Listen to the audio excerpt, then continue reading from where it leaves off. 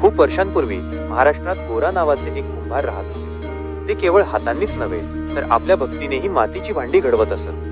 गोरा कुंभार हे श्री विठोबांचे अनन्य भक्त होते. त्यांच्या जीवनात काम, धर्म, भक्ती आणि नम्रता यांचा सुंदर संगम होता. गोरा कुंभार आपले नित्यकर्म करत असतानाही विठ्ठल नामात पूर्णपणे लीन असत. कुंभार काम करताना पांडुरंगाचे गुणगान त्यांच्या मुखातून सतत बाहेर पडत असे. एकदा त्यांची पत्नी आपल्या रांगणाऱ्या मुलाला अंगणात ठेवून पाणी आणायला गेली. त्यावेळी अंगणात गोरा कुंभार माती तुडवत होते आणि नामसंकीर्तनात ते इतके तल्लीन झाले होते की रांगणारे बाळ त्यांच्याकडे येत असल्याचे भानही त्यांना राहिले नाही. बाळ जवळ येऊन मातीच्या आळ्यात पडले आणि गोरा कुंभार यांच्या पायाखाली तुडवले गेले.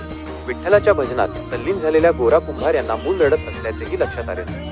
पाणी घेऊन आलेल्या त्यांच्या पत्नीने अंगणात आपल्या चिमुकल्याला शोधले, पण तो सापडला नाही. तिचे लक्ष गोरा कुंभार तुडवत असलेल्या मातीकडे गेले. ती माती रक्ताने लाल झालेली पाहून तिने हंबरडा फोडला. जेव्हा त्यांची पत्नी धावत आली आणि तिने हा प्रसंग पाहिला तेव्हा ती रडत ओरडली, तुमचं नामस्मरण एवढं गहिरं की तुम्हाला स्वतःचा मुलगाही दिसला नाही. गोरा कुंभार फारच शांत झाले होते. त्यांचे डोळे अश्रूंनी भरले होते. त्यांनी फक्त एवढेच उत्तर दिले, माझा विठ्ठल माझ्यावर जी परीक्षा घेतो आहे ती मी स्वीकारतो. हे सगळं त्याच्या इच्छेने घडते. माझं काही नाही या जगात, सर्व काही त्याचं आहे. त्यांची ही अढळ श्रद्धा पाहून गावातील लोक थक्क झाले. ही गोष्ट पंढरपूर पर्यंत पोहोचली. अखेर स्वयं भगवान विठोबा रुक्मिणीसह त्यांच्या घरी आले आणि गोरा कुंभाराचा मृत मुलगा पुन्हा जिवंत केला. त्या दिवशी संपूर्ण गावाने पाहिले की श्रद्धा आणि भक्ती जर निस्वार्थ असेल तर देवही माणसासाठी पृथ्वीवर येतो. शिकवण.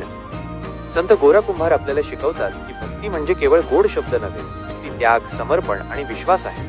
कितीही मोठा प्रसंग असो, जर आपला विश्वास अढळ असेल तर देव आपली साथ कधीच सोडत नाही. ही कथा आपल्याला हेच सांगते की खरी भक्ती ही केवळ कर्मकांडापुरती मर्यादित नसून ती आपल्या आंतरिक श्रद्धेत आणि देवावरील पूर्ण विश्वासात असते.